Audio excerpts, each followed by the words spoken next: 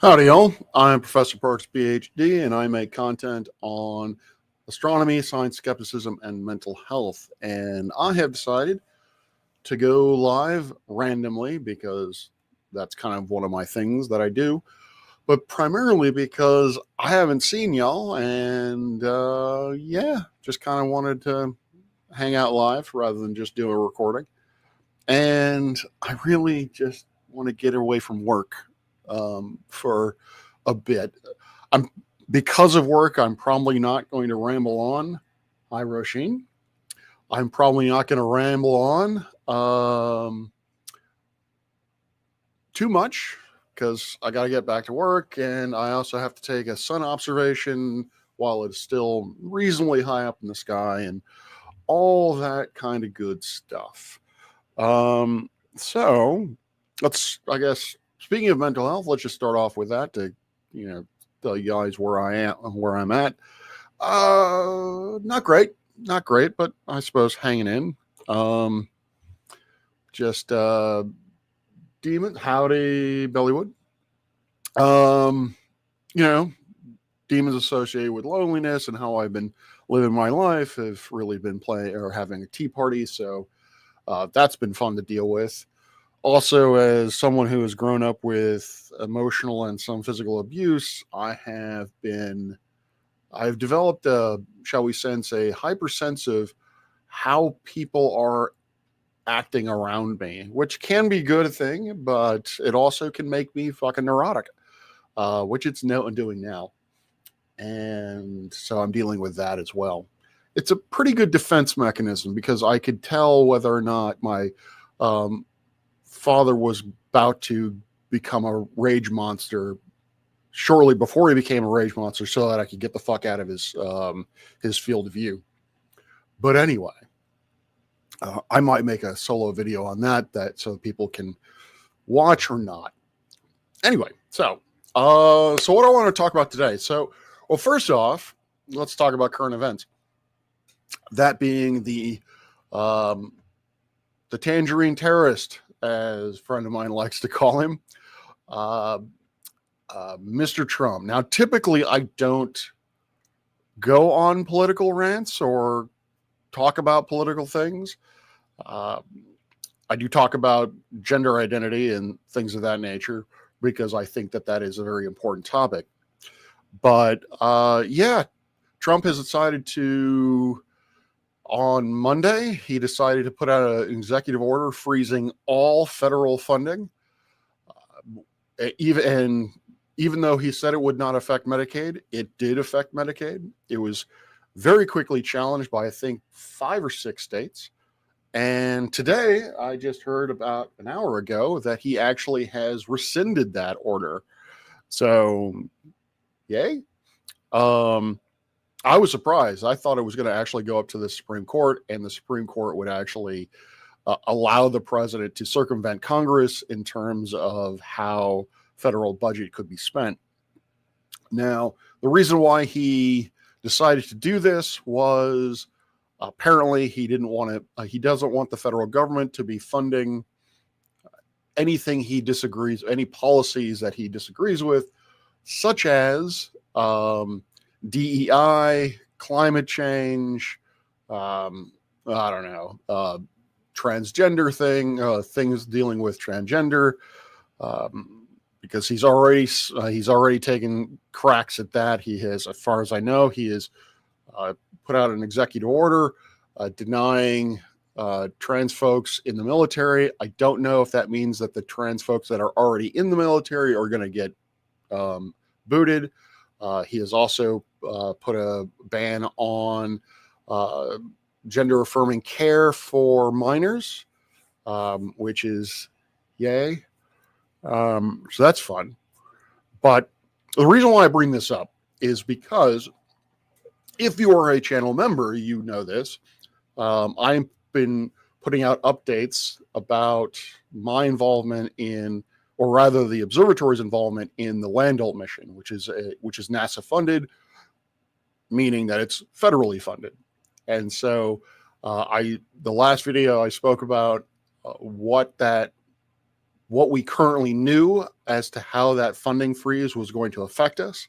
If you'd like to hear more about the Land Alt mission and all that, please do become a channel member. And I will be talking more about that. So if you're interested in how the sausage is made in terms of a ground facility that is working on a satellite mission, yeah, please join that. The mission is 5 years long, 4 years of development, and then the last year is actually going to be when the satellite is launched, and we will actually do the science. But since he has rescinded that federal order, so the funds are no longer frozen, we don't have to worry about that, well, presumably. But yeah, like I said, he has now actually laid off or offered retirement to like 100 million federal employees or some ridiculous number, because he can't outright fire them, from my understanding. But he has offered them retirement. I don't know how that's going to affect NASA. I don't know how that's going to affect the NSF. I don't know which federal employees he's planning on getting rid of. Again, this is all part of his agenda of saying that diversity is bad, okay, climate change is bad, okay, world health ain't good. So we'll see. Again, I don't know. I'm going to be talking about. I try to stay apolitical on this channel, but this is going to affect, obviously, astronomy and space exploration. So expect more rants about Trump and particularly Elon Musk. Fuck Elon. Moving forward, particularly in terms of whether or not Elon is going to sway Trump into swaying NASA to buy into his mission about actually skipping the moon and going to Mars. I've read a couple articles online, more specifically Space Policy Online, that states that while Elon may wish to do that, may apply that pressure, actually getting the bureaucracy to respond as such is probably unlikely. Although they did state that one aspect of the current Artemis mission, which is the Gateway space station, which is a space station that is intended to orbit the moon to facilitate the deployment and essentially deployment and picking up. Basically, astronauts have to get to and from the moon, and so the Gateway station would be the point of departure and arrival for that. And it seems as if it's probably going to be on the chopping block. Granted, there is an argument to be made about reforming the Artemis project because it is really freaking expensive, and it is, as always, behind schedule. So I am not one to. I believe in testing. I believe that we should follow the Apollo mission model of testing, and more testing, so that people don't die. But there has to be a happy medium between that and what we're currently doing. That does not involve privatization of spacecraft, but that is another thing on the chopping block. Is a particular rocket that's supposed to go up. I can't remember the name off the top of my head, but that's apparently going to be axed in term and replaced by presumably the Falcon Heavy or something like that. Mango Mussolini. Howdy, Clive. Am I hiding aliens? Actually, I'm going to be talking a little bit about that because I am currently reading The Little Book of Aliens by Adam Frank. So, but I'll get into that in a second. Howdy, Judy. But just to finish off, you probably will see more rants from me about space policy, particularly in terms of exploration of the moon and Mars. I am a big fan of going to the moon first because, yeah, it's easier, and the possibility of loss of life, in my opinion, is smaller. And I'm all about not having dead people, particularly in space. So that's where I'm coming from on that. All right, so the title of this video was, I think, if memory serves, Sunspots, Debates, and Firmament. Oh my, something like that. So let's start off with sunspots. So I'm currently having a conversation in my comment section of one of my posts. So if you aren't aware, I semi-regularly put posts out there with pictures of the sun that I take during that day. Today, I actually posted pictures from yesterday, but I will be taking pictures today, and hopefully I will be posting them. Anyway, this is all part of a experiment that I'm doing where I am taking pictures of the sun over the course of the year. And the primary goal of that project is to just at the very minimum show that the angular size of the sun changes constantly as a function of time. Ultimately, what I'd really like to be able to do is I'd like to actually be able to determine the orbital elements of the Earth's orbit using that data. But of course, I'm also having images of sunspots. I don't have the frequency of like my cadence. And for those of you who do not know the astronomy lingo, cadence is the timing between observations.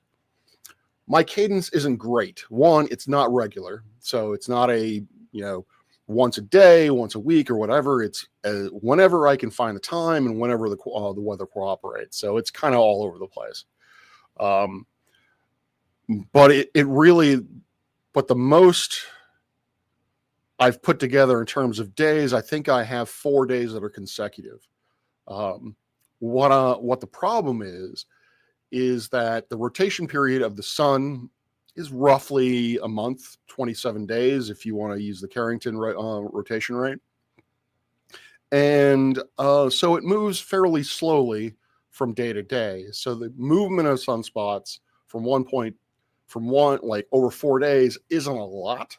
So I don't know how much I can say about the rotation of the sun based on those images. I can definitely show that the sun goes through, looks different, radically different from, 1 week to another. I can talk about that. But anyway, I am posting those images, and I'm having I'm in favor of Elmo heading to Mars as soon as possible. Yeah, if it's him by himself, sure, go nuts.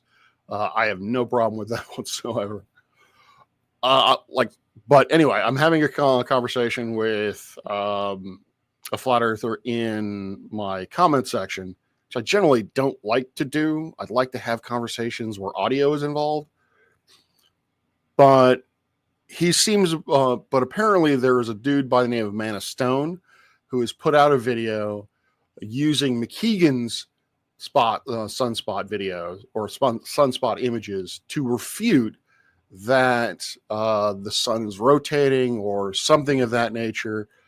To be honest with you, I watched Man of Stone's first video on the subject, and there were a lot of errors to it, so I never really got around to watching the second one. So I'm not entirely certain what what Stone's argument is. But there was some issue, the conversation was about the sun's rotation period and how the Earth's orbital motion affected that. And so I will be going on and actually doing a lab and recording it that is from my alma mater, Georgia State University, which deals with specifically this subject. These are images from SOHO, a space satellite, and I will use them to make a rough estimate of the period of the sun as seen approximately by the Earth, and then I will convert that period into the actual rotation.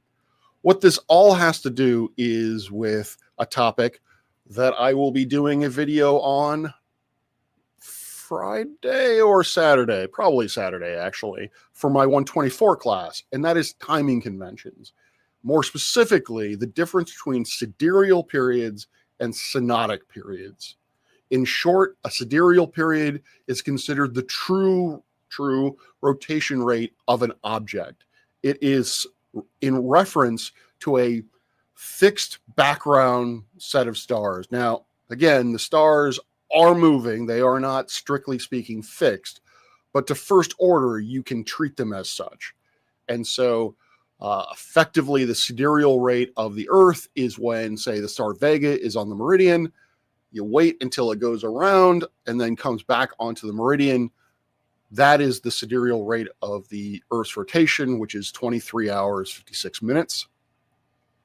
The synodic period is in terms of the sun, where the period that you're talking about is in relation to the sun as the marker. So the often quoted 24-hour day is a synodic period, because it is the time it takes, roughly speaking, for the sun to go from the meridian all the way around and then back to the meridian, or high noon to high noon.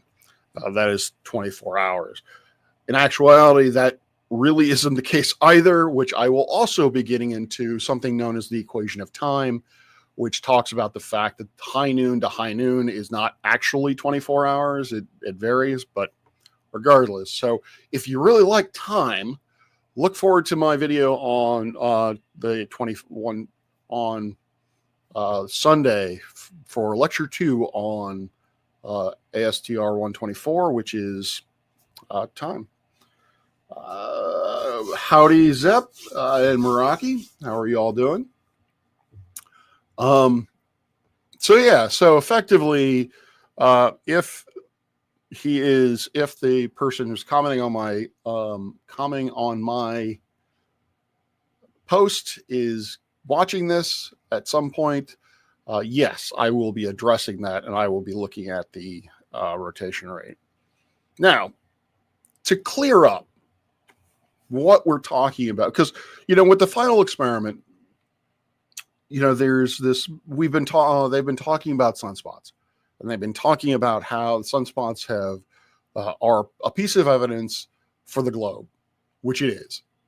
Effectively, the main piece of evidence is that the sunspots are oriented with respect to each other in one way in the southern hemisphere, and the mirror opposite of that in the northern hemisphere, which is exactly what is expected on the globe, and it is hard to reconcile with the AE flat Earth model. One might say it's impossible, but someone can give it a shot, and if they do, then if they figure it out, I would be all ears to do it, so long as it doesn't involve a personal dome, which eventually I'll get to. We've been talking about sunspots, and the rotation rate of the sun. So I just kind of wanted to talk about what that is, and when we talk about the rotation of the rate of the sun, how that is actually problematic. So the Earth is what we refer to as a solid body rotator, much like this gear shift knob. When I rotate this, every part of the surface of this gear shift knob is rotating with the same angular rate. So 1 revolution per minute or hour or what have you. The Earth is rotating, from a sidereal perspective, is rotating once every 23 hours and 56 minutes. That is true for anyone on the Earth. So the Earth is a solid body rotator. The sun, not so much. The sun is what we refer to as a differential rotator, meaning that the rotation rate or the angular velocity of the gas is a function of latitude. And what we find is that the gas that is closer to the equator is moving faster than the gas that is at the poles. And so if you were to determine the rotation rate, they're not mirrored, they're just rotated. Okay. All right.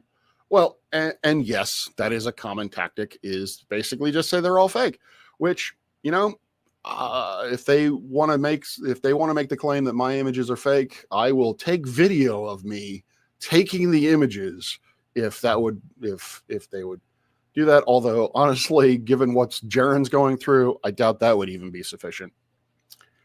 So the sun is a differential rotator. The gas at the bottom, near the equators, has an angular velocity that is larger than at the poles. So if you were to define a rotation rate, the rotation rate at the equator is something like 25 days. And then when you get to the poles, it's around 30 days. In reality, it's a smooth function of latitude, of solar latitude. So the period changes. So it's not like there are belts or zones or what have you. Depending on where you are on the sun as a function of latitude, you are going to have a certain angular velocity. There is this thing called a Carrington revolution or a Carrington rate. This was devised by a dude named Carrington to approximate an average rotation rate, and that's around 27 days. I need to look into the specifics as to where exactly that is and how the mean is actually taken. To be honest with you, it's been a while since I've looked at sunspots. My area of expertise is actually star spots, particularly star spots on magnetically active stars, which are way different than the ones on the sun. So yeah, you can determine the rotation rate of the sun using sunspots, but really, only given the images that we've currently seen, or at least I've currently seen, at best you would be able to again come up with within an order of magnitude, somewhere between 24 to 30 days rotation. Again, it really depends on where the latitude of the sunspots are. And I gotta say, howdy, you are Victoria. Apparently you are Victoria. And I gotta say, that is not trivial. To figure that out is not exactly trivial, because in order to figure out what the latitude is, you have to know how the sun is oriented relative to the observer. And that can be complicated in two ways. One, the sun's axial tilt is actually tilted with respect to the ecliptic, the plane that the Earth goes around the sun, by about 7 degrees. Now, some folks have made hay about, how can the sun be tilted by 7 degrees? That all has to go into how the solar system formed, which is not a trivial thing. Young stellar systems are extremely chaotic, extremely volatile. There are multiple physical mechanisms, a lot of them that are not well understood. And in fact, we found exoplanetary systems where planets are actually going almost fully retrograde around the sun. To give you what I mean by that is that the axial tilt of the star is actually around 180. But that's a topic for a different time. So the axial tilt of the sun is tilted with respect to the ecliptic by 7 degrees. And then if you are fortunate enough to use an alt-az telescope like I'm doing, you have to deal with what is known as field rotation. So as the telescope is tracking in altitude and azimuth, your image rotates because of the way the object is rotated or is oriented on the sky. So again, if my hand were a celestial object on the sky, it would rise, and at this point it's oriented in this way, and the meridian it would be oriented that way. On its setting, it would be oriented in this way. If you have an EQ mount like Dave McKeegan has, then field rotation isn't an issue because of the fact that the telescope is tracking in RA, and so it is the orientation of your object is always the same relative to the sensor. Hopefully I'm not boring the fuck out of people with this. Needless to say, correcting so that you can basically determine what the solar axis is, from which you can then define stellar latitudes, it's not a trivial process. because again, rotation rate is latitude dependent. So the spots that you have that you are tracking are going to be, roughly speaking, along a line of latitude as they go from one edge of the sun to the other.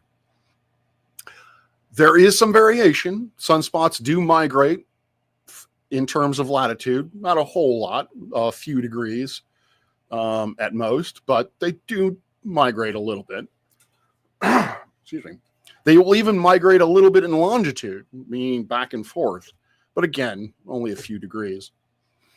So using sunspots to track the rotation rate of the sun is actually not the best way to do it to begin with. But anyway, if you have sunspots, you have to, in order to do this, you have to properly align the sun, figure out what latitudes the sunspots are on, and then do the analysis there. What complicates matters is even more is that the sun is a sphere. And we can see this because of something referred to as foreshortening. Foreshortening is this 8 looks pretty normal going forward. As I move it this way, what hopefully you can be able to see is that the image of the 8 in this direction is actually appearing squashed relative to up and down.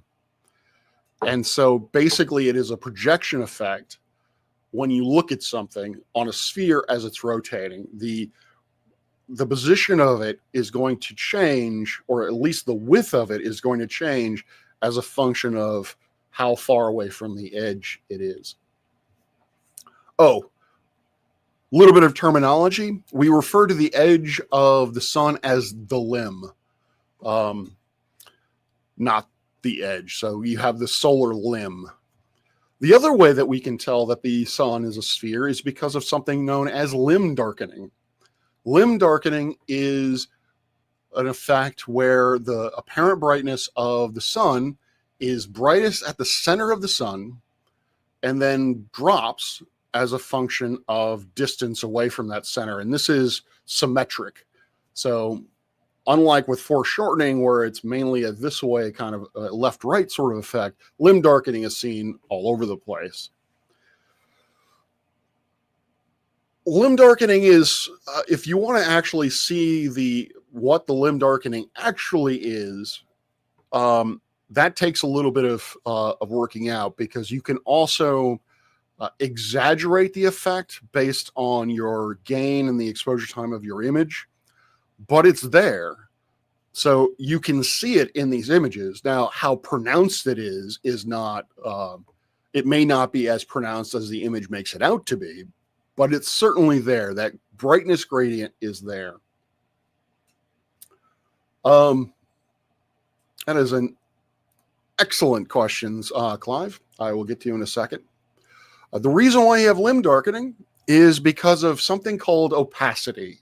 Opacity is essentially how easy is it for light to pass through a material.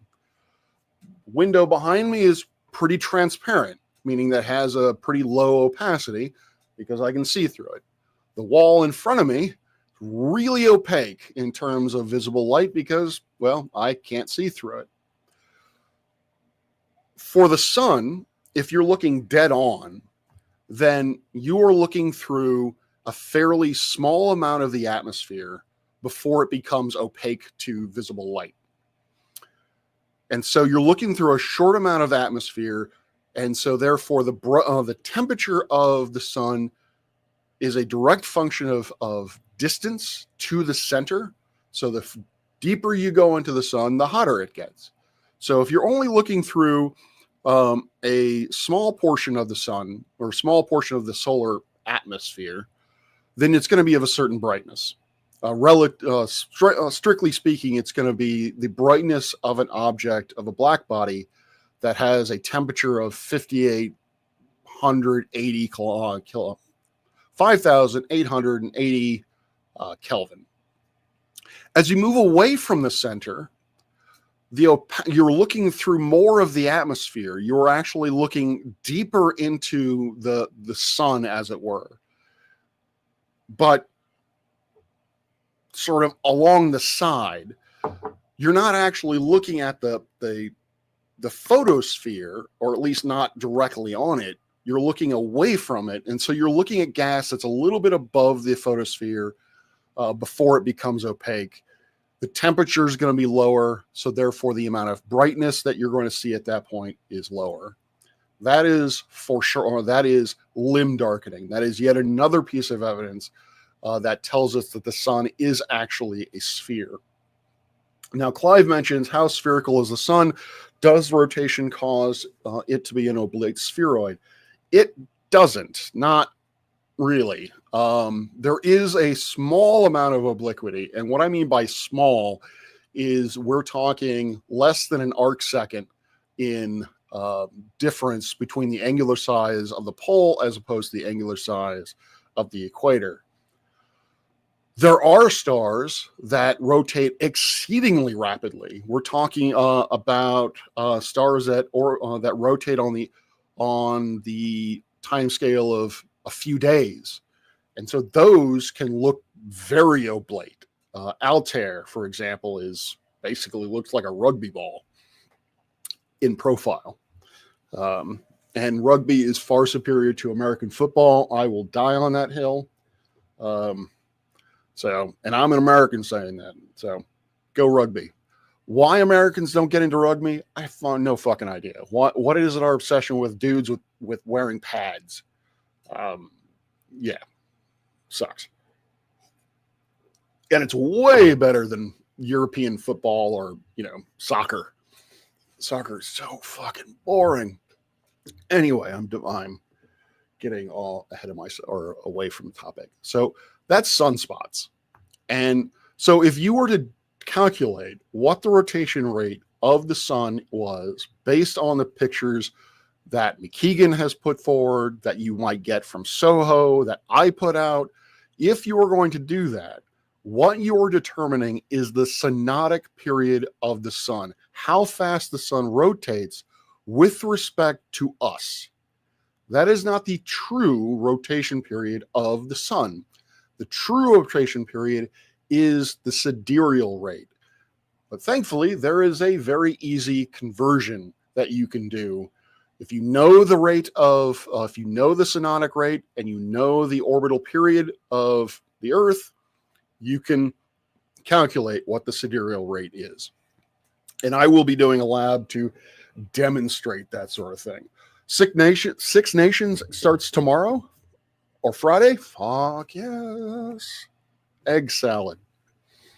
I'll be watching that go Ireland. Because, yeah, why not? Yeah, so that's the sun. That's basically what I wanted to say about the sun. Let's talk about aliens. So, I'm reading, as I said, wish this was flipped, Little Book of Aliens by Adam Frank. I am a fan of Adam Frank. He is a professor at the University of Rochester. Yep, at University of Rochester. I've got his textbook, introductory astronomy textbook, At Play in the Cosmos. I've read his book. Shit. Why am I flaking on this? There it is. Light of the Stars, which talks about his primary research topic now, which is technosignatures. You may have heard of this term called biosignatures. These are signatures in the spectrum of planets where you can try to find elements that are associated solely with life. Those are biosignatures. What he is looking at is trying to develop a observational program that looks for technosignatures, things like radio waves, excessive IR due to the construction of Dyson spheres and things of that nature. And yes, this is a valid course of research, and he is getting funding for it. That book is excellent. He talks about how he gets rid of psychology, sociology, whatever, and he simply addresses the question of whether or not there is intelligent species on other worlds simply based on a technology argument. So, for example, unless something wonky is happening somewhere else on other worlds, we can make the assumption that they're going to create power first by burning plants, wood, then by burning fossil fuels, and then by moving to more renewable resources. If that holds, then again, it is pretty safe to assume that they're going to run into a climate crisis. So the question becomes, how quickly can they identify the problem and how effectively can they solve that problem? And so depending on the answers to those questions, really puts a bottleneck or puts a lifespan on civilizations, on technologically sophisticated civilizations. And so his book goes into that in very good detail. The other book that he has is The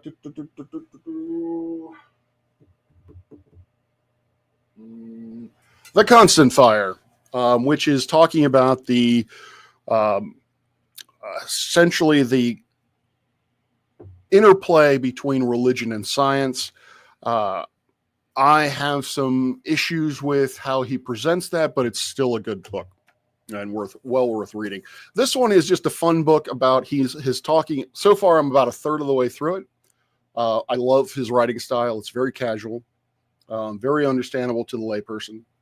And right now, he's basically talking about the history of UFO/UAP exploration. And he's going to get into things like hypotheticals as to what if UFOs or UAPs actually are extraterrestrials? What does that mean? So I'm looking forward to that.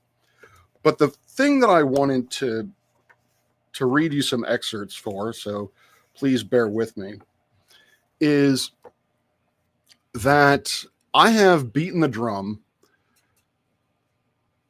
that I'm saying that too much. I've beaten the drum talking about how science doesn't prove anything, that science about the scientific method, how science has actually progressed.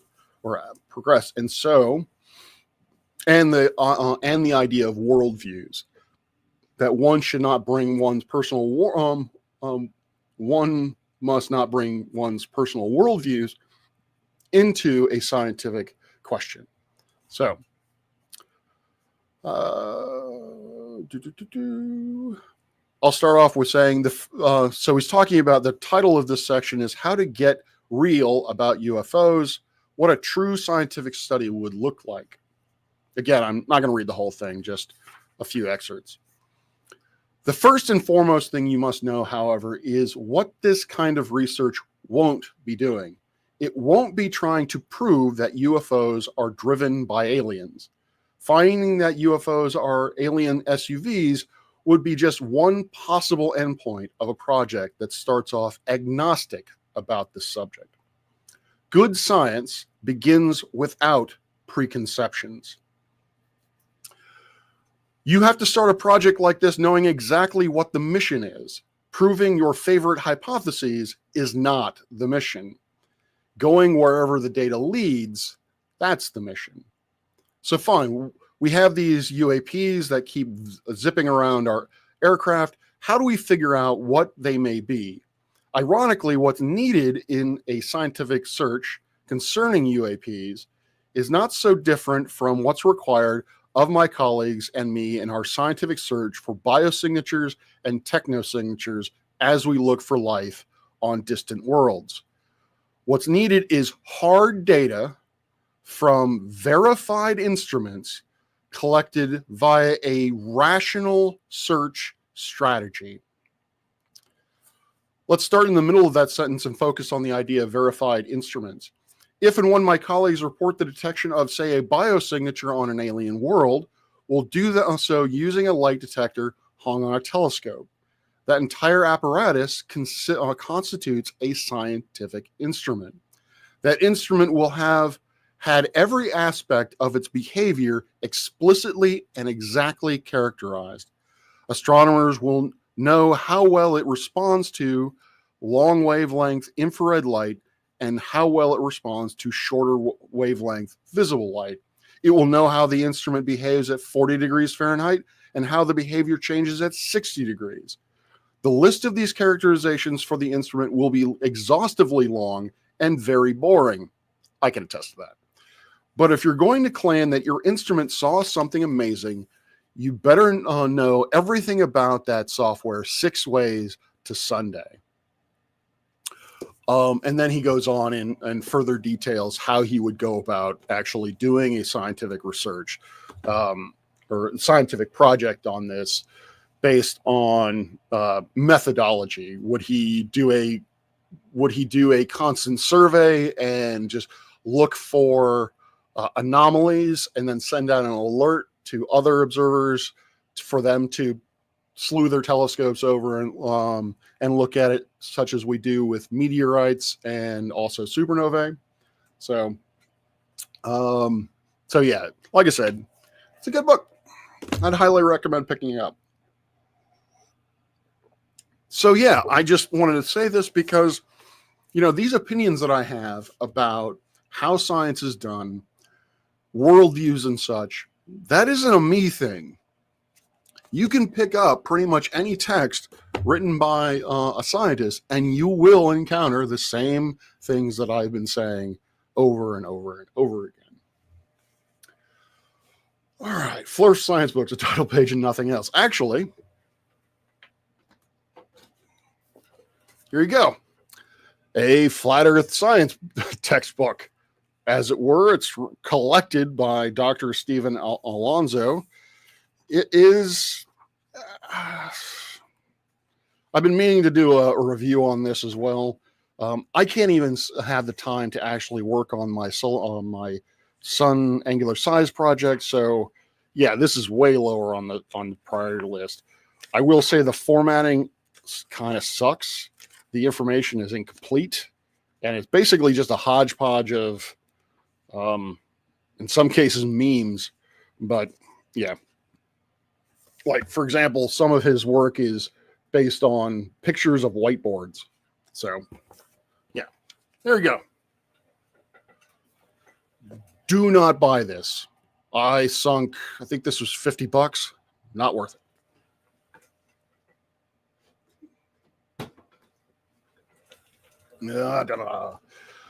Okay. Drives me nuts how Flourish say how science is and completely misunderstand strawman. Yeah, that is an extremely frustrating thing for me as well. When people effectively claim to my face that they understand physics better than I do, when all they've really done is study YouTube videos.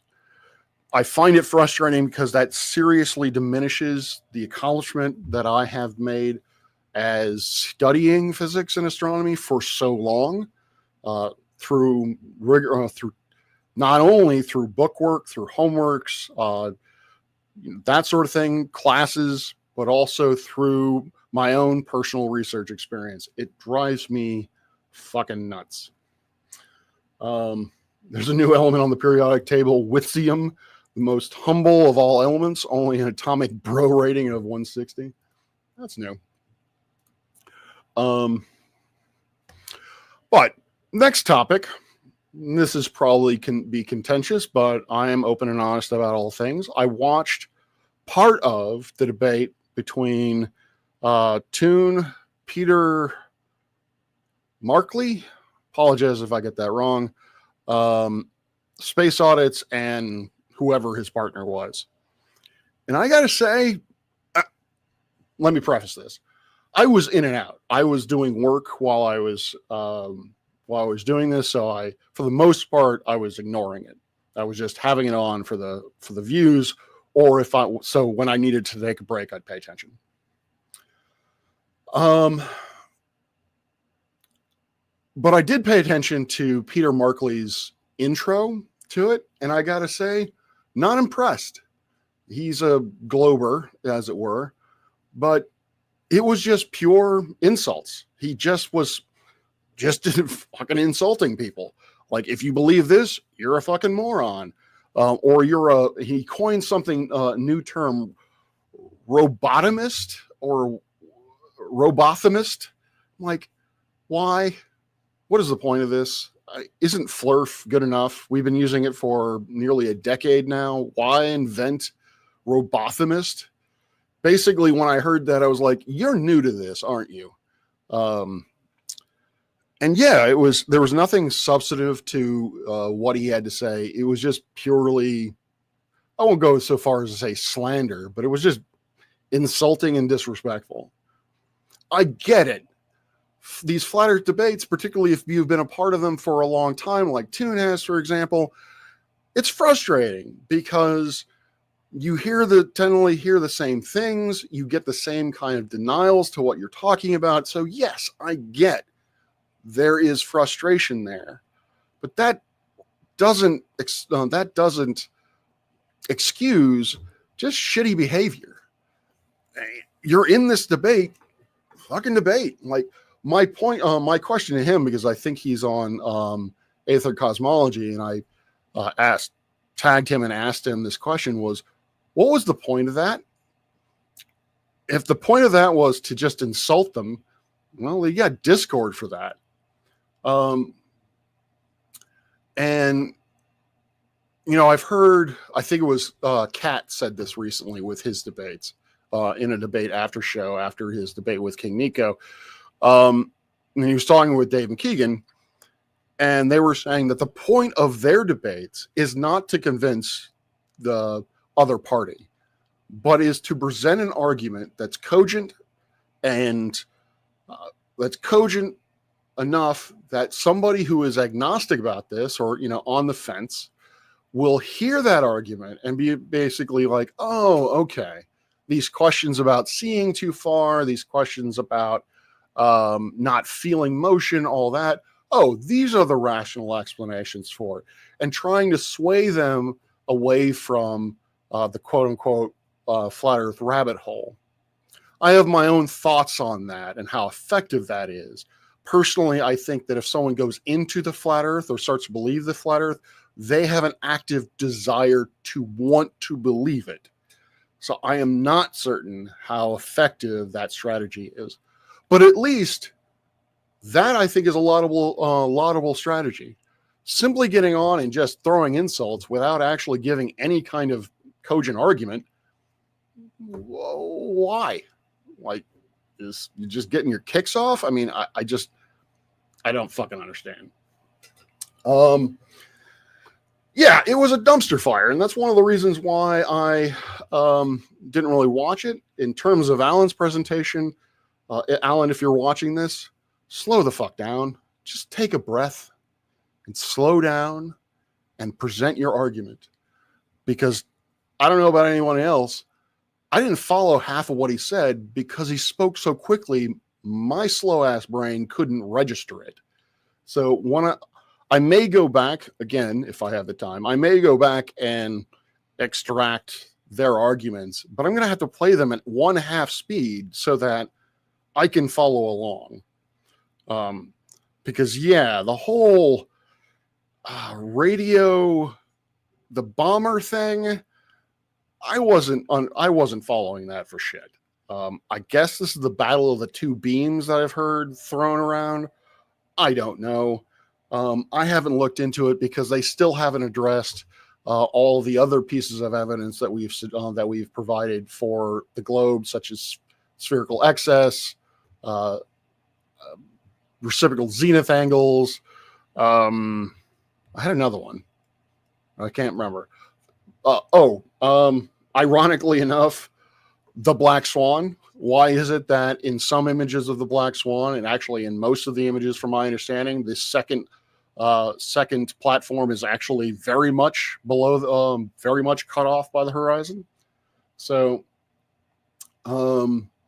yeah, until they can actually answer those with answers that I think are compelling, I don't give a shit about Battle of the Beams. Like, you're not trying to throw even more fire on, more problems on this is just confounding the issue. Again, as I've stated before, it's not about finding the truth, or does not seem to be about finding the truth. It's about trying to take down the paradigm that is currently in place. And that's not what seeking truth is about. As Adam Frank said, a scientific endeavor is not about proving your favorite hypothesis or trying to disprove the hypothesis you don't like. It's about being open to the data and allowing the data to drive your study.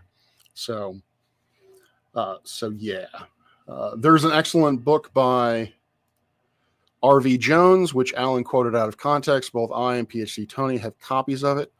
What's the book called? Is that in relation to this Battle of the Beams or whatever the fuck it is? So I will say that, you know, while Alan's definition of diffraction wasn't great, to say that it was completely wrong on Toon's part was, I don't think he was listening. I don't think Toon was really listening to what Alan had to say, because, yeah, Alan basically said that light waves will wrap around an obstacle. That is reasonably correct. Light waves will bend once they hit an obstacle and spread out. So when I heard Toon say, no, that's not what diffraction is, I'm like, isn't it not what diffraction is? At least, again, it could have been stated better, but to say no, that wasn't what diffraction is being dishonest. So there's that. And then I guess lastly, let's talk about the firmament. So,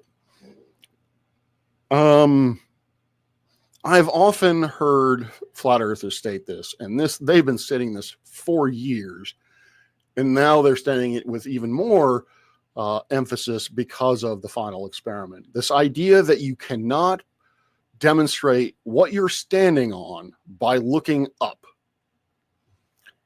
I disagree with that. Again, Alan's idea behind the Polaris measurements, I would love to have a conversation about him with it, a slow conversation about him with it, because as been demonstrated by, I think, Katz, I Can Science That, and Toon, the only geometry that works, given the observations that are taken, is a sphere. It certainly does not work on a flat plane. Polaris, and I think I Can Science That, did that on, looked at objects during the summer solstice. So, Dave McKeegan did hey, that's what he does. He makes excellent, concise videos about looking at debunking. Like, his videos on his debunking videos are short, which I like, but they're also very in-depth and very well done. So big fan of his. The Most Secret War, British Scientific Intelligence, 39 to 45. The Wizard War. Okay, I'll take a look at that. Think that Toon was hijacked by his colorblindness a bit. I agree. I think he was just expecting a wrong answer and just said it was wrong without actually listening to him. But regardless, so I disagree with this sentiment that you can't tell the geometry of what you're standing on based on what you're looking in the sky. But let's put that aside for a moment. And if there is a flat earther out there who is that thinks what I'm about to say is incorrect, please correct me. So as we all know, there is no consistent model of the flat earth.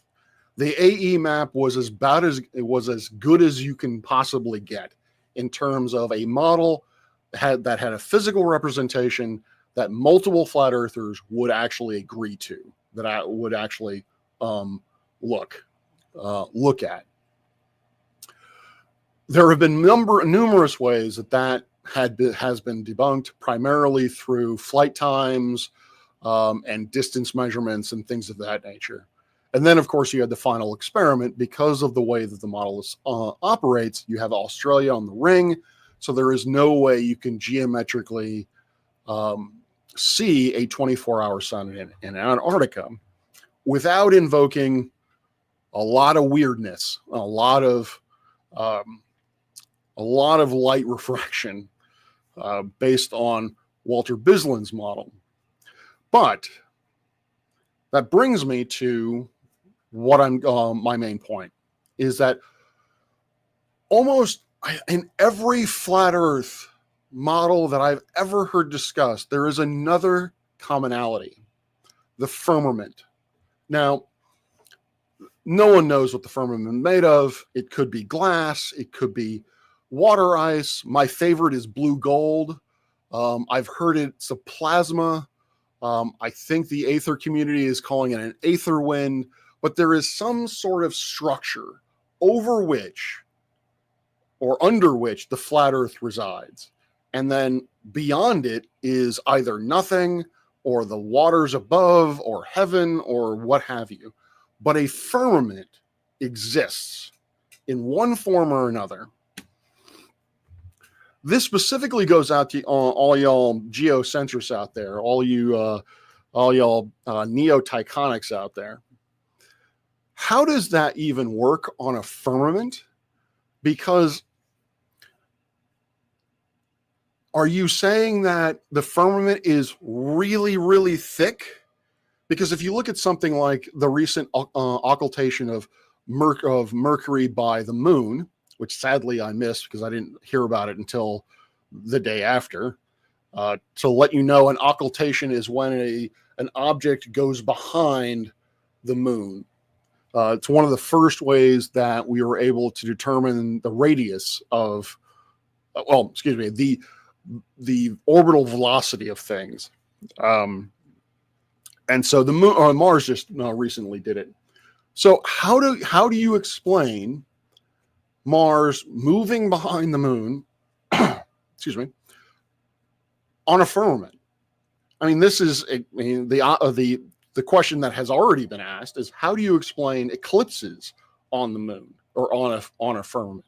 How do you explain transits where a planet goes across the field of view of the sun, meaning that it is in front of the sun? Where is it precisely? Retrograde motion. You see Mars literally loop the loop in the sky. If you're a Ptolemaic person, if you're a strict geocentrist, then you believe that it is literally moving inward and outward on a sphere of its own, embedded within a crystalline sphere around you. The neo-Tychonic model basically has it orbiting around the sun, and so based on our perspective on how the orbits are, how we are moving in our orbits, you can also explain it. But again, there's depth to it. Mars is at a further distance away. So if there's depth, that must mean the firmament has a thickness. So I think Alan last night was talking about how stars and such were like 6,000 miles away. I'd like to know how he got that value, because I think he was using that to explain the Polaris observations. So, but I distinctly remember, because I pay attention to these things, is when people give out numbers. When people actually give out numbers to the size of the firmament or the distance to objects, that sticks out. And I'm fairly confident Alan said that the firmament was 6,000 miles away. So if that is the case, how do you make a neo-Tychonic model of the solar system fit within that 6,000 miles? Like, is the firmament, is that the firmament thickness? Is it like 6,000 miles and then another 6,000? I don't know. I don't see how you can possibly explain that using a firmament, And as far as I'm aware, no one has pointed that out. Well, they haven't answered that question. I don't think anyone has asked really that question. So yeah, what I may be ill-equipped to do is to give all of the lovely reasons for why the Earth is a globe. I'll leave that to surveyors, which are in this discussion. I'll leave that to the geophysicists, which are also in this discussion, because seismology doesn't make any sense on a flat Earth. I don't think plate tectonics makes any sense on a flat Earth, or at least I've never seen a great answer for it. And I think that was one of the first real, in my opinion, debunks of the FE map, was that it has clearly been shown, or clearly been measured, that earthquakes propagate around Antarctica. How does that work on the flat Earth? Because that would mean that it's propagating around the entirety of the Earth, which is just, weird. So yeah, at some point I will be going a little bit deeper into that, but I think what I can do is clearly illustrate that the firmament, as it's been described to me, does not work with observations unless you go this route, which is the CC route, from my understanding, or CC has a different take on this, but essentially it's a projection. It's simply a light show in the sky. That that the planets and the stars and so forth are not physically real. I have an answer for that too. Besides going out in space and trusting NASA and all that kind of good stuff, we can take spectra of these things. We can determine, particularly the sun, we can determine the composition of the sun using spectroscopy. So are you saying that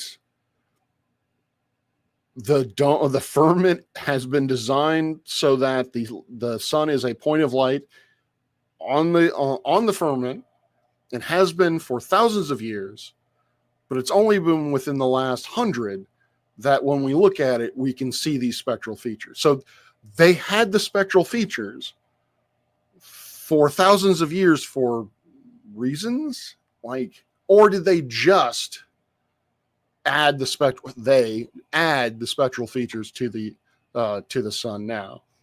Same thing goes with Mars. Same thing goes with Jupiter and all the other planets, is that we can see that these are physical objects that are round. So, again, unless you're going to claim, God did it, that's all the explanation that I need, fine. I am perfectly okay with that. Well, I'm okay with that in the sense of we can now no longer have a scientific conversation. The person who claims that God did it can no longer make any claims or assertions that they are following science, because science does not use God as a reason for things. Science does not invoke divine intervention for why things are in the universe, because that's not evidence. God did it is not evidence. So, let's see. Is Witz's ego so large it becomes spherical under its own gravity? Could be. Does Witz's ego need a container? Is the question that I would ask. Let's see. I'm not aware of. I'm assuming this is in relation to the Battle of the Beams or whatever it is. I don't ascribe to a model. Yeah, I think Witsit at this point has punted completely and gone God just makes it look that way kind of side. And this kind of ties into the people who believe in a neo-Tychonic model and a flat Earth, is that those two things are not reconcilable, at least not in my mind. Again, I'm open to an explanation, But a flat Earth and a neocyconic model, or any kind of physically extended 3D model of the solar system doesn't work. It is not. These are two mutually exclusive things. And when it comes to Whitsitt, that would be his line. I don't ascribe to a model, because he wasn't trying to positively show things. He was making the claim the Earth is flat, stationary, unmoving, yada yada. The universe is not old. The Earth is the center of things. And these are by themselves not or like when you take them separately, okay, you can make arguments for them, I guess. But it's taken as a whole, they don't work together. Particularly, as I've said, solar system and flat Earth. They just don't reconcile, in my opinion, or in my view, rather. Again, open to being shown wrong or correction. But if you are actually a truth seeker, then your job really should not be, this is why the existing paradigm is broken. And that's it. You need to provide positive evidence. You need to come up with a model that can explain something. And by model, what I mean is quantitative model, something that can give me predictions that have numbers associated with them, so that I could potentially test them, or I can use old data and see if they're verified.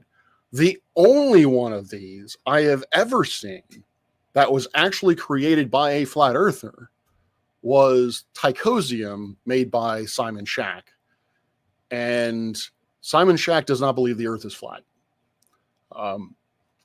I've gone into his, if you're curious about my going into his, getting into reviewing his book, I think I've mentioned this before, but the last conversation I had with him, I made the promise that I would not discuss discuss Tychosium anymore until I've read the whole thing. However, I may amend that to a certain extent, because one of the things that I wanted, the occultation gave me an idea, and what I want to test is how accurate his transits are. He freely admits his model of the moon does not work. It needs a lot of tweaking in order to actually be accurate, and he's honest about it. So yeah, I will ignore basically the motion of the moon. But when it comes to the sun and planets, yeah, a few years ago we had a Mercury transit, and so I'm curious whether or not his model shows transits, and if they get the timing right. So, still better of the solar system. Not sure what you mean by that, Meraki. So yeah, the only model that I've seen put forward by a flat earther is Simon Shack's Tychosium. And let's make no mistake. The model that Shane is putting forth is not his. The model that Shane is putting forth is Walter Bislin's. And Walter Bislin, it's a fantastic model, by the way. But Walter Bislin's, he clearly states how the physical limitations of it. The main thing that I remember that stuck out to me was it's essentially a projection of the stars on the dome or on the firmament onto a personal dome, or a localized dome, as you would potentially characterize in a horizontal coordinate system. That requires a redonkulous amount of light refraction in order to get that to work. Shane's response to that, again, I didn't quite read all the way through it, is no, it doesn't. I need to look into it and actually be proper and see what Shane's response is to that. But he makes the claim that it does not require light refraction to explain how you would have stars on a dome. But again, it's not his model. It's Walter Bislam's model that he is reinterpreting. So yeah, that's basically all I got for today. I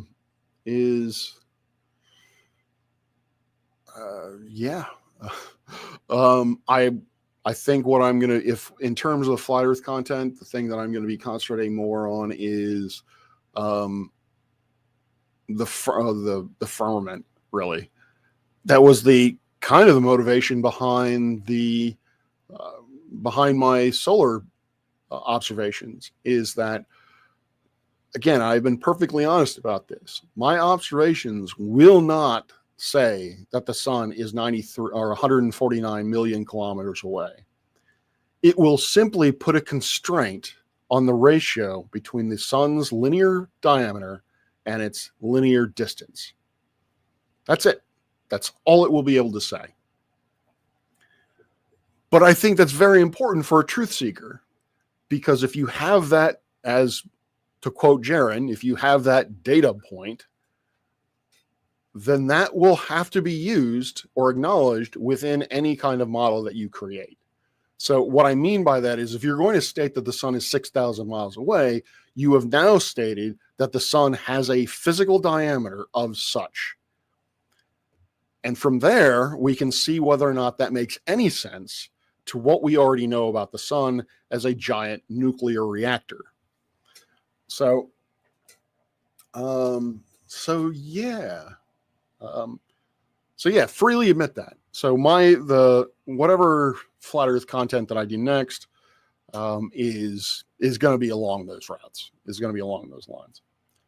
I'm going to be obliquely talking about flat Earth because I have two classes. I'm teaching 3 classes today. One is my intro astronomy class. That's in person because it's like 250 people.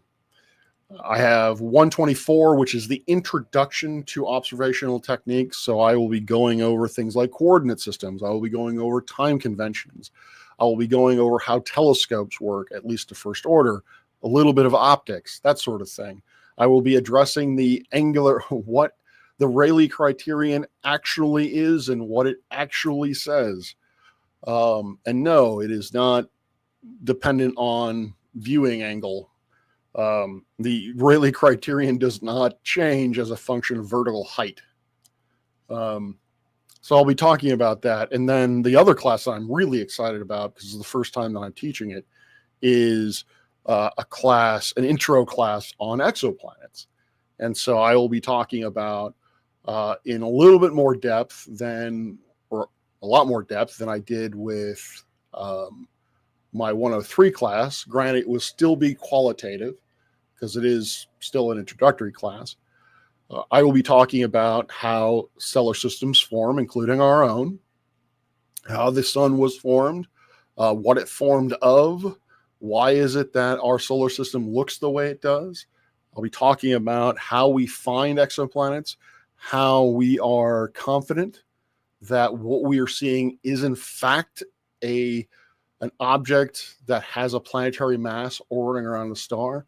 I will also be perfectly honest in what the current science cannot state, such as with certain absolute certainty that science communicators seem to want to put out there. I will put out the limitations of our current knowledge in terms of exoplanets, because right now the first exoplanet was, depending on how you want to look at it, the first exoplanet was discovered and confirmed in 1992. So we've really only been at this for 30 years? And then the next one came in 1995. So we're still at the very beginnings of the study of exoplanets. So the observations that we've done, and don't get me wrong, we have made incredible strides in that regard, in that field of study. Hell, we're getting to the point that we can actually study the atmospheres of these planets, at least the first order, so that we can look for things like oxygen or methane or these types of biosignatures or these gases that would indicate possibly the presence of life. We have made huge strides within that 30 years, but it's still pretty basic in terms of, or pretty fundamental in terms of what we can actually know. Like, for example, you hear that these planets are made up of such and such and such and such. That's really just simply a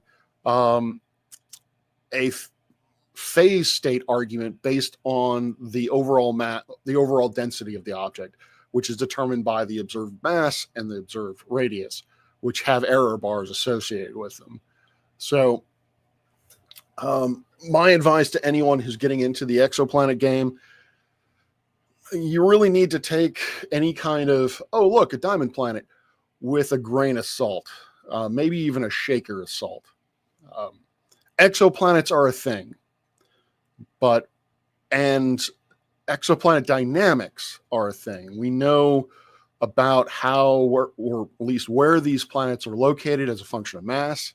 We know about their eccentricities. We know about their about the star. We know their eccentricities in terms of the orbital plane, and also the tilt of the sun. Those are pretty well studied. So yeah, and that's what I'm basically going to go over, is what we know. And as it turns out, our solar system is odd in terms, at least, of what we've found. Of the thousands of systems that we've been able to confirm, our system's weird because it is so well ordered. Now, granted, there's a lot of selection effects at play. We haven't studied the exoplanet systems nearly long enough to have a conclusive census as to the number of systems that actually look like ours, because it takes decades or centuries for the outer planets to actually go around once, and so that's kind of needed for a detection. So, but current evidence suggests that, yeah, our system is weird in the sense that it seems to be fairly well ordered. A lot of the other systems are just chaotic as fuck, where there is strong evidence for planetary migration, either by the disk itself that they formed from, or from them bouncing around like gravitational billiard balls. So, exoplanets are JCat's specialty. Excellent. I did not know that. For some reason, I thought JCat was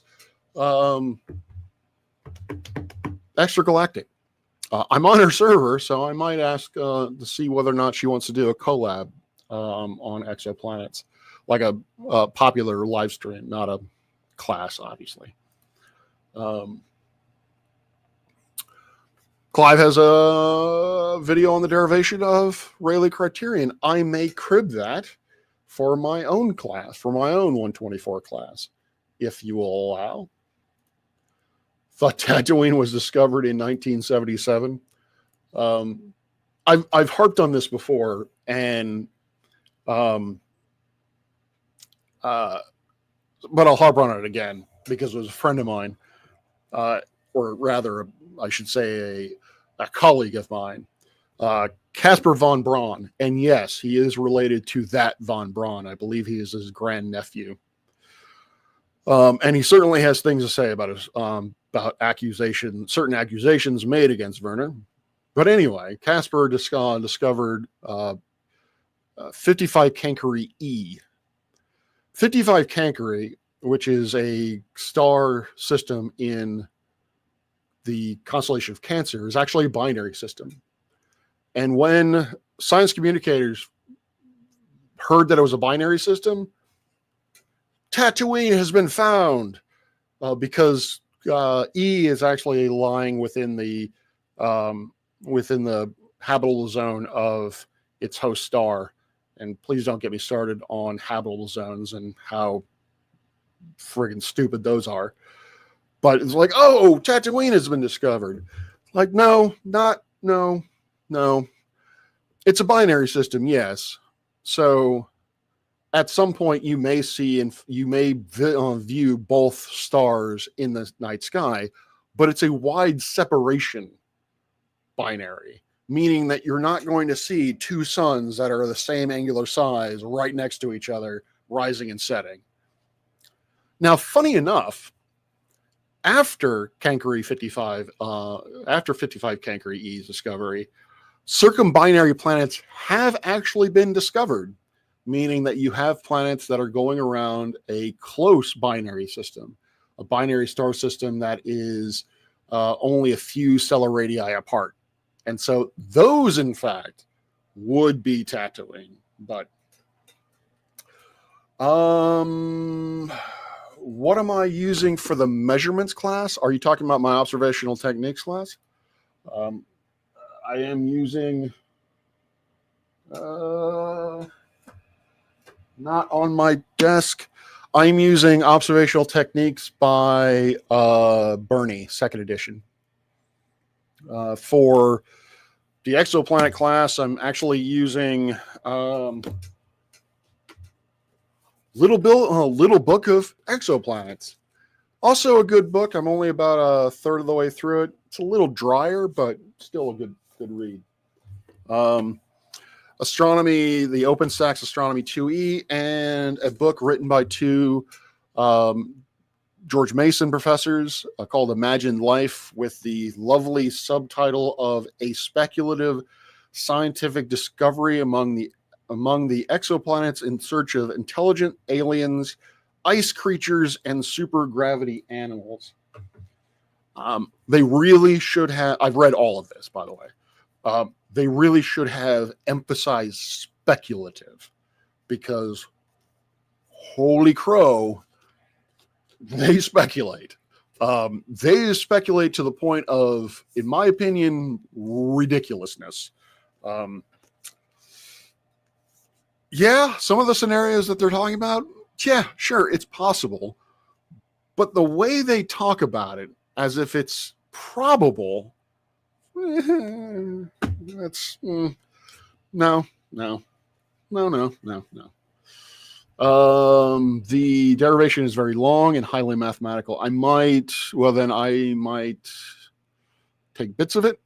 I'll look at it and see if how much of it I can use, given the level of 124. 124 does. I am going to be using math. Excuse me. I am going to be using mathematics in that class, but it's not going to be anything greater than algebra. So, excellent. All right. It's about an hour and 25 minutes. So I think I'll close this out. As I said at the beginning of the stream, I just kind of wanted to go live on a lark because I miss talking to people on stream, and I wanted to get my head out of workspace, even though I'm in my office currently. And I have observational measurements of behavior. No, let me see here.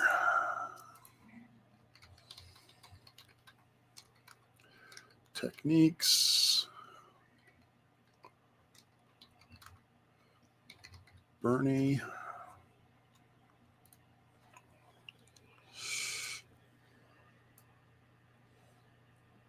Oh, wait a minute. That's not the right one.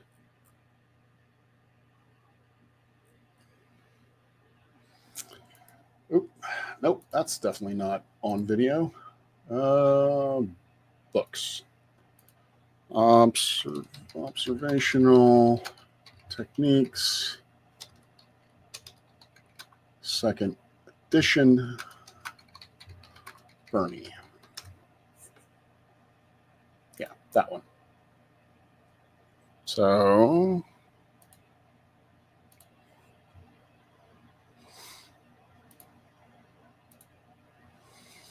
that one. That's the book I'm using. Excuse me. Observational astronomy. Um, so I should know the name of the books I'm using. That book I have read as well. It's pretty dry, to be honest with you. And yeah, publication date is 2006, so it's not that old. But the Bernie, I suspect, is because he keeps referring to the Astronomical Almanac. And yeah, I haven't used that since the 90s because there's this little thing called, the internet where I can look up constants, I can look up ephemerae and things of that nature. So since he's constantly referring to the almanac, I'm thinking he's a bit later in his career than, shall we say, I am. Um, so yeah. Yeah, it does a pretty good overview of observational astronomy. It does only most of it is optical, optical and photometric. It does cover spectroscopy to a small extent, and it does it does dip its toes into radio astronomy. It really doesn't say anything about or anything substantial about high energy astronomy, UV, X-ray, gamma ray astronomy. It really doesn't cover those at all to any extent. Alan is a Witsit clone. Speak fast and dazzle with bullshit. At one point, pretty early on, when Alan was just kind of getting making his mark on the YouTubes, he put together a presentation on, I think it was the Michelson-Morley experiment. And I listened to it, and he had it on his server, and he was going to, I guess, post it to YouTube or whatever. And I listened to it. And I think the first thing that I said was, someone has been learning at the feet of Witsit. And he seemed to take affront to that. He seemed to not like the comparison to Witsit. But is he a clone? I don't know. Yes, he speaks fast. Like, he speaks ridiculously quickly. As I've said before, if I'm going to listen to that debate, I'm going to have to put him on half speed so that I can comprehend what the hell he's saying. Dazzle with bullshit? I don't know. So here's the thing. Here's the thing with Alan and here's the thing with Witsit. I don't think that Alan is a Witsit clone, because I think Alan has firm beliefs. He believes in the flat earth. He is a true believer. He believes that there is a consistent reality that can be described. Witsit doesn't. As I mentioned before, Witsit does not see, and has readily admitted, that he does not ascribe to any model, and he has done nothing other than the final experiment. Actually, no, that doesn't really count. He's done nothing to put forward a positive claim. He has always tried to put forth. He has always simply critiqued the current science and just blanketly stated that it's all wrong. That the Earth's shape as a sphere has been debunked. The heliocentric model has been debunked. That cosmology is complete garbage. He's made these claims, but he has never put forward a positive evidence. I will say that with Alan, he has at least he's actually asked my opinion on certain positive models like Tychosium, and he does seem to be siding with the Bislin model with Shane's interpretation of the Bislin model. So it is a way. So in that sense, he is doing science in that he's put forward a positive model that can be tested, whereas Witsit never has. I think that Alan is using the same technique that which it does, which is speak very quickly and to not answer questions directly, and to obfuscate quite a bit. So, because they during that debate, I don't remember specifically an example of it, but they would ask him direct questions, and he would go off as if he were reading a script for a couple of minutes, talking about a subject that was only really tangentially related. If given enough time, he may have worked himself down to answering the question, but really what I think that it would be more proper to just answer the question. So, yeah, I mean, he refers to scripts and so forth. But again, if I'm going to be fair, if I'm going to be open about it, I have to say that public speaking, even if it's in the pseudo public speaking of the interwebs, that's not easy to do. When I first started public speaking, I was fucking terrified. And when I'm anxious, I speak quickly, or I speak kind of haltingly, still haven't gotten rid of all the interjections from my speech, but it certainly wasn't smooth, and probably in a lot of cases wasn't exactly coherent. And yeah, I would rely on something of a script. So, not benefit of the doubt, grace. So I'm giving out a little some grace to say that he's still new at this. So it could be that the use of the script and the speed at which he's talking is simply nervousness. And once he becomes more familiar with the subject matter and more comfortable with public speaking, hopefully things will get better, in my estimation, on how to do things. Eric, howdy. You're basically at the end of the stream. I'm slowly winding down. They require a speech class for my CS degree, a very useful class in my career. Yes, there is actually some debate, although it's not really taken all that seriously. There is some debate as to not quite having a speech class, but having classes that require grad students to give public presentations, because the first presentations they give, for whatever reason, are almost universally horrible. They suck. I am included. I look back in shame as to how I gave my first presentation. It was so bad I still remember it, or at least parts of it. And it's cringeworthy. So the ability to communicate your research, not just in a written format, but verbally, I think is highly important. Not just from a ideological standpoint of getting your point across and all that, but from a practical standpoint. Because if, when we go to conferences or whatever, there are going to be people that could potentially give you money, not just government agencies, but there might be a principal investigator who's looking for a research scientist. And if you don't communicate very well, then they don't know what you're doing, or they may not understand what you're doing. They may not understand the genius of what you're doing, and they're not going to want to hire you. So the ability to communicate in a public forum, I think, is pretty vital for scientists.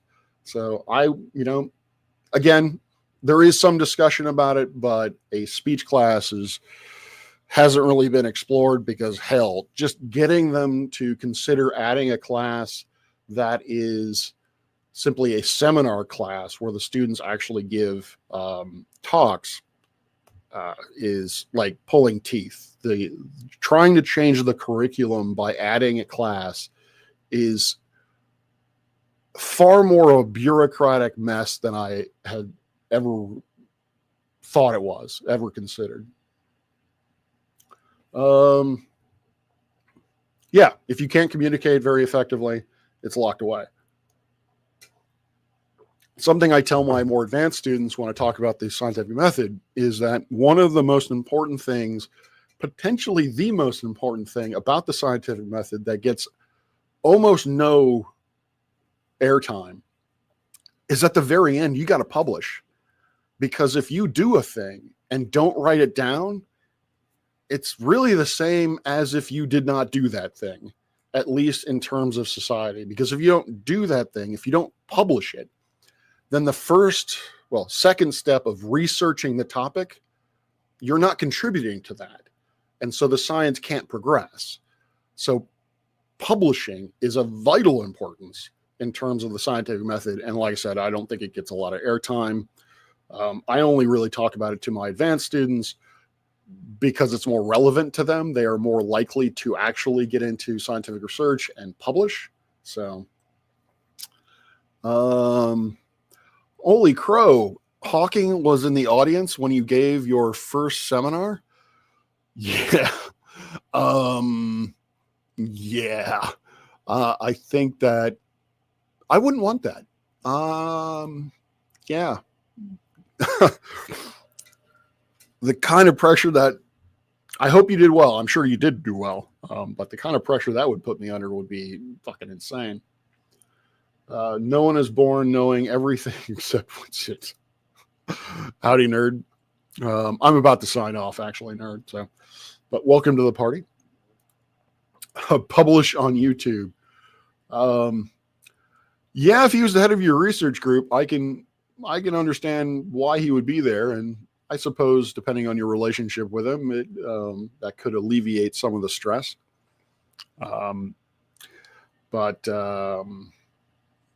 Yeah, publish on YouTube.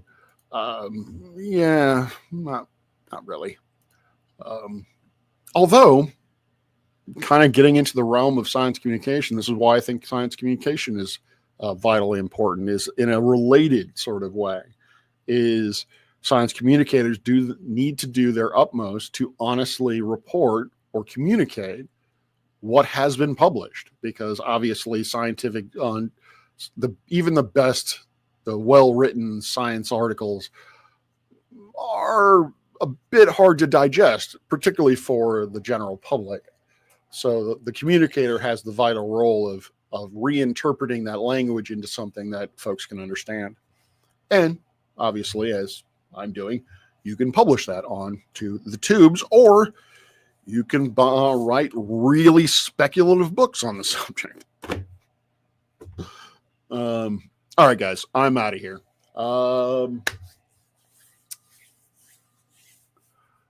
I am Professor Parks, PhD. Alan does publish on YouTube. Yeah.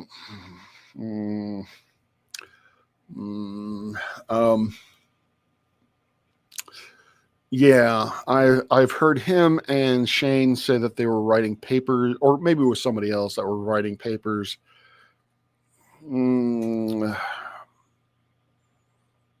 I don't know how to approach that, honestly.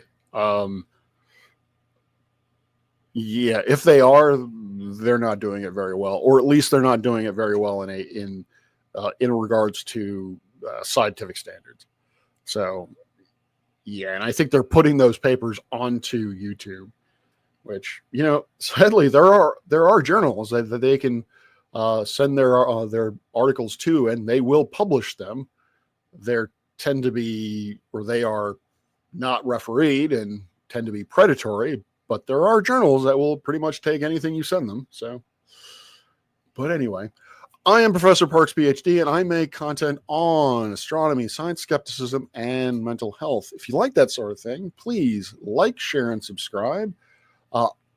I have set a goal for myself to hit 1,000 subs by the summer solstice. I think that's doable. So if you could help me out and help me reach that goal, that would be fantastic. I doubt I will ever have the requisite 4,000 hours of viewage, hours viewed, but whatever. Start somewhere. 1,000 is a nice round number. I like that. So by summer solstice. If you'd like to support my efforts, if you'd like to support the observatory, please consider becoming a patron of donating to my Patreon, all of those proceeds go, or PayPal, all of those proceeds go to the observatory, where we buy things as fancy as cameras to things as not fancy as power strips. All of it is obviously vital, big or small.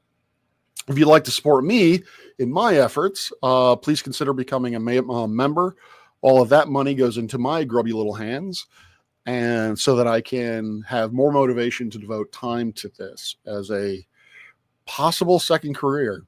As a perk for members, I am doing a members only series where I talk about basically how the sausage is made in terms of how the George Mason Observatory is supporting the Landau satellite mission that NASA has funded. So if you want to know more about what's going on there, please consider becoming a member and go from there.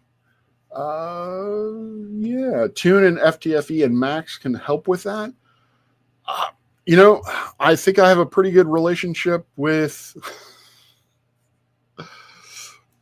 Yeah, well, what can I say about my sausage? Yeah, I have a pretty good relationship with Tune, but he doesn't really ask me to participate on his streams much. He certainly doesn't ask me to partner with him on debates, which is fine because I have stated publicly that I don't debate these sorts of subjects. I will discuss them, but I will not debate whether or not the Earth is a sphere or whether or not we live in the center of the universe. FTFE, I don't really have a great relationship with, because I don't. His material is not my cup of tea. Obviously, it works for him. He has a large audience. I applaud him for that, but his style of doing things and my style of doing things aren't really, like I said, my cup of tea. Tune seems to be going towards that route. I don't know who Max is. Yes, I am a professor at Freemason University. Now, oddly enough, and I think I have a picture of it somewhere, sometime last year, I was walking through campus and I saw a sign that said, become a Mason, become a Freemason. So apparently there is a Freemason student organization on campus. And when I saw that, I was like, I got to take a picture of this and post it on YouTube just to troll people. So yes, apparently there are actually Freemasons on campus. Matters Now YouTube site. Oh, how about my relationship with FTFE? Like I said, not my cup of tea. I have nothing against Craig. But yeah, he takes a much more combative stance with flat earthers than I tend to like. So because I don't think that's, as I was mentioning earlier on with the debate with Toon and Peter Markley, I am curious why Peter did. He just laid out insults. He had no real arguments. He just laid out insults in his intro. Like, what purpose is that? What purpose does that serve? If it serves just to insult somebody, and people like that sort of thing, hey, go nuts. But don't come back to me and say my purpose is to convince anyone of anything, because that's not how you do it. You cannot change someone's mind by insulting them. So yeah, his FTFE's methodology or style is, as I said, combative, and I generally don't like. Not my cup of tea. Judy, what does it say on my mic? Well, it says, granted it's backwards, which is probably why people can't read it. Objects in the mirror may be farther than they appear. So, um, so yeah.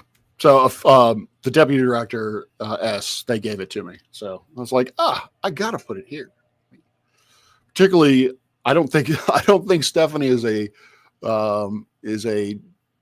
sub anymore, but Stephanie would go back and forth in my live stream about the distances of stars. So I thought of her immediately when I saw that. Have I ever had a conversation with Flatzoid? No. Do I want to have a conversation with Flatzoid? Yes. Am I excited about having a conversation with Flatzoid? Not really. The only, I don't think he's really aware of me, which, it's kind of stings, but, whatever, small channel. But there was a short period of time during the last conversation I had with Austin. There was this making the rounds that I was a geocentrist because I, again, apparently made the mistake of making certain concessions that that relational mechanics or a geocentric model based on, or Tychonic model based on relational mechanical arguments was possible. I have since said no. I have, and both, on YouTube to other people, I have said, as I've looked into it, I have changed my opinion. But at the time, I gave that concession. And so there was, on Discords, people were saying that I was a geocentrist. And so on Flatzoid stream, somebody, I don't know how it was, I may have been in his chat, and someone pointed out that I was in his chat or his live stream chat and said, hey, Professor Parks is here. He's a geocentrist. You should have him on. And Flatzoid was like, I've never heard of him, but if he's a geocentrist, then yeah, by all means, come on and have a conversation. Unfortunately, I didn't have the time to jump on, but I did correct him by saying that I am not a geocentrist, and he didn't seem overly interested in talking to me after that. So, but the thing is with Flatzoid, what I'm most interested in, and again, beating this drum, said it many times, what I'm most interested in this conversation is why people reject that the Earth is a globe, reject the mainstream narrative of the Earth is a sphere orbiting around the sun goes around the Milky Way galaxy. With Flatzoid, it's pretty damn obvious why he believes that. It is purely religiously based. He comes at this from a religious worldview. He is, from my understanding, he is a Bible literalist, and so the Bible to him says that the Earth is flat and motionless. And you can, and I will be the first to admit that at least when it comes to motionless, there are verses that can be interpreted as such. There are a couple of verses that I'm aware of that can be interpreted that there is a firmament over the Earth. But again, I'm not a Bible literalist, so I reject those ideas. So with Flatzoid, I think it might be an interesting conversation, but ultimately it wouldn't go anywhere. It wouldn't really be fruitful because, again, I kind of know where he's coming from, and it's not interesting. So that would lead completely into a theological argument, or a theological debate, which I'm not exactly interested in having. But who knows? Who knows? If he's open to it, I'm open to it. Maybe we can get something going, but I'm not going to actively seek it. If someone wants to say, hey, Flats, you should hit up Professor Parks, yeah, I'm down, but I'm not gonna approach him about it.